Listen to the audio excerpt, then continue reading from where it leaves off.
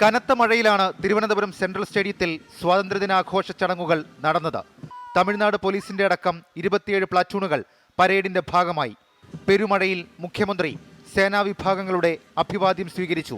വയനാട് ദുരന്തത്തിൻ്റെ പശ്ചാത്തലത്തിൽ അതീവ ദുഃഖത്തിൻ്റെതായ ഒരു അന്തരീക്ഷത്തിലാണ് ഇത്തവണ നമ്മൾ സ്വാതന്ത്ര്യദിനം ആഘോഷിക്കുന്നത്.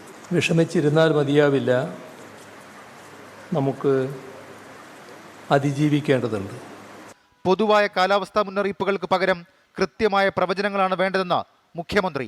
ജനങ്ങളെ അന്ധവിശ്വാസത്തിലേക്കും പ്രാകൃത അനുഷ്ഠാനങ്ങളിലേക്കും കൊണ്ടുപോകാൻ ചിലർ ശ്രമിക്കുകയാണെന്നും ഇതിനായി ജാതീയതയും വർഗീയതയും ആയുധമാക്കുകയാണെന്നും മുഖ്യമന്ത്രി. Palakkad assistant SP Aswathy GG ആയിരുന്നു പരേഡ് കമാൻഡർ. കോട്ടയത്ത് മന്ത്രി ജെ ചിഞ്ചുറാണി പതാക ഉയർത്തി.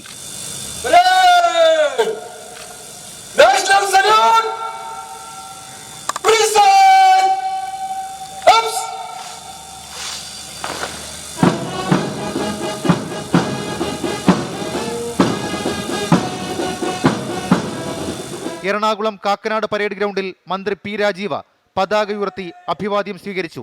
പത്തനംതിട്ടയിൽ ആരോഗ്യമന്ത്രി വീണ ജോർജും തൃശൂരിൽ ഉന്നത വിദ്യാഭ്യാസ മന്ത്രി R ബിന്ദുവും പതാക ഉയർത്തി. വിവിധ ബ്യൂറോകൾക്കൊപ്പം 24 തിരുവനന്തപുരം.